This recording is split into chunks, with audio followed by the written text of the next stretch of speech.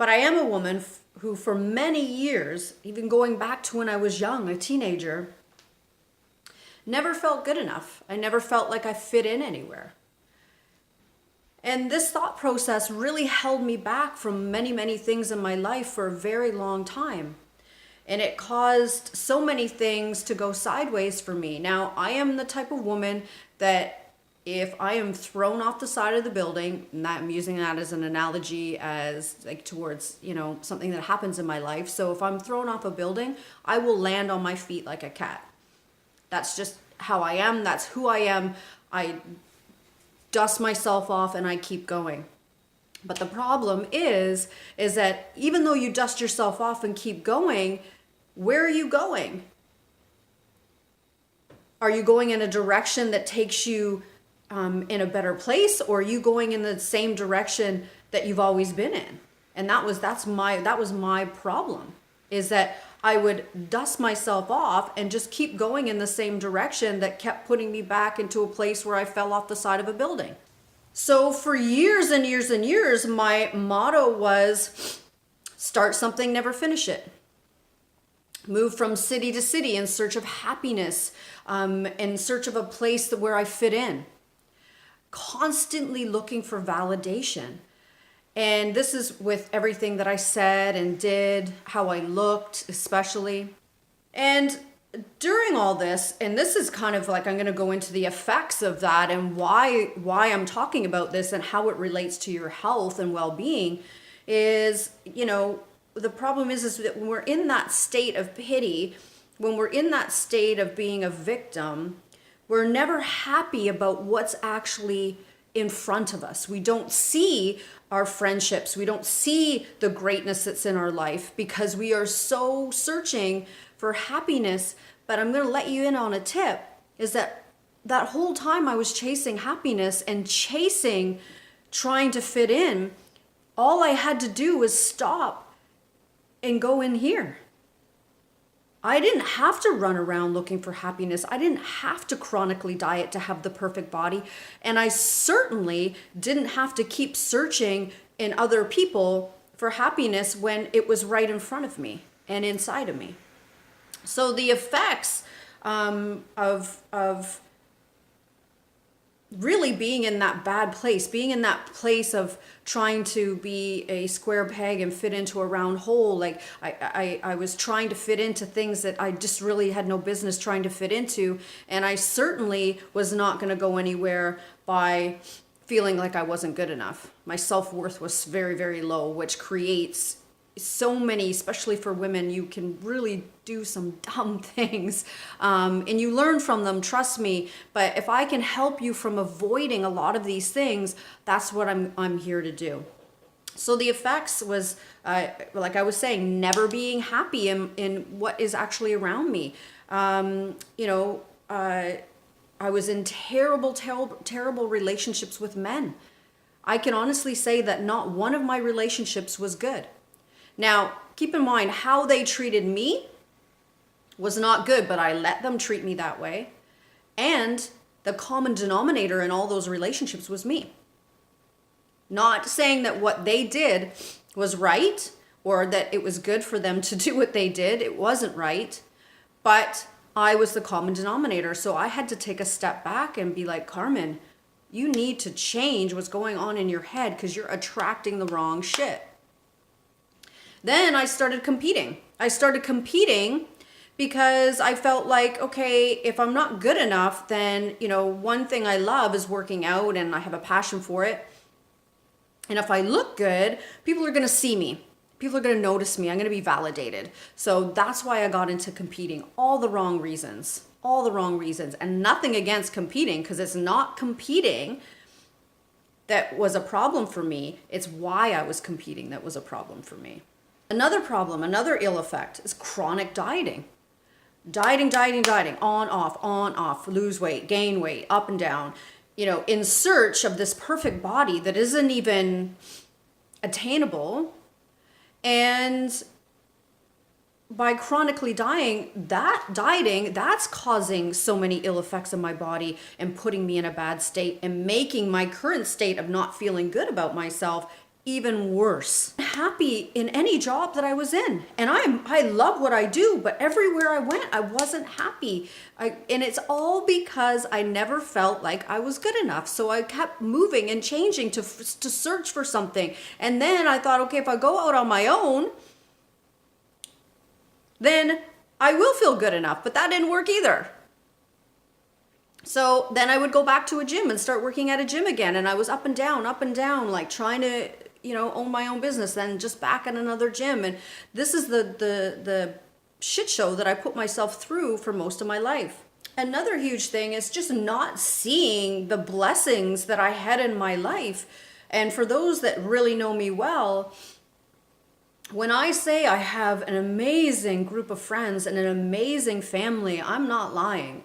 And I just did not see that for the longest time. I just kept searching to try to fit in somewhere when I, and it all just boiled down to not feeling like I was good enough. And I am different. I am unique. I don't think the same. I don't have the same visions or aspirations as some people. I grew up in a small town where girl meets boy, girl marries boy, girl has family, gets a desk job, sits and just makes money so that you can get through life. And to me, that didn't make sense to me. And there's nothing wrong with that. Don't get me wrong. If you are happy getting married, having kids, going through that path, that is great. That is your path. But I always felt there was something wrong with me because I didn't necessarily want that path.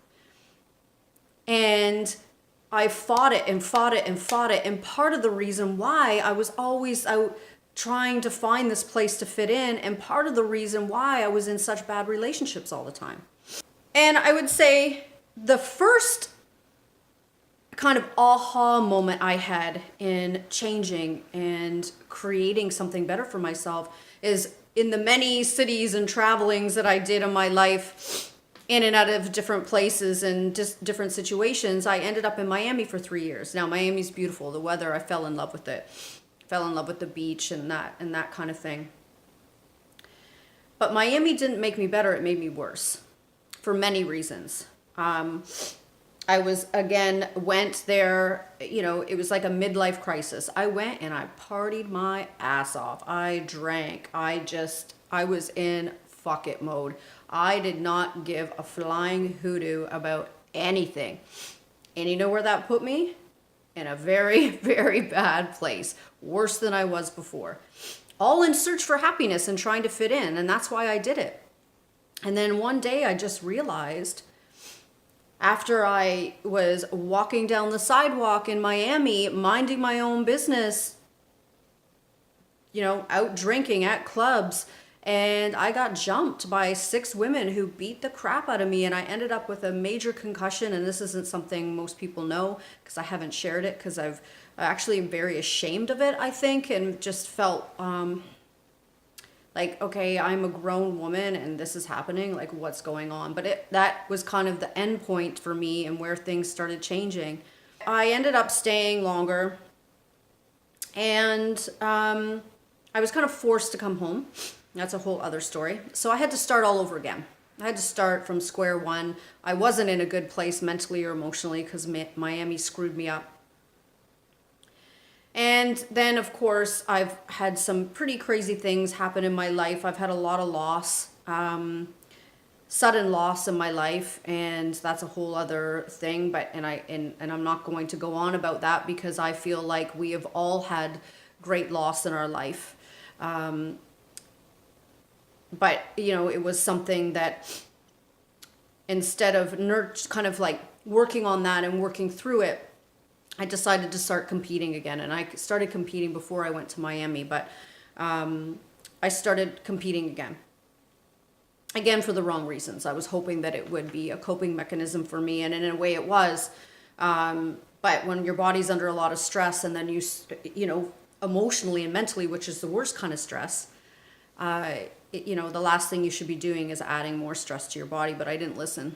And that was kind of where everything just started getting worse for me.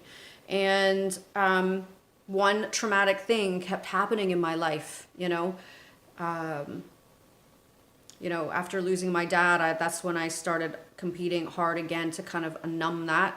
My goal as a health coach and an NLP practitioner is, and why I added it to my skill set, is I just want women to feel good about themselves. I want them to go out into this world and show the world exactly who they are, what they're made of, and not be afraid to do that.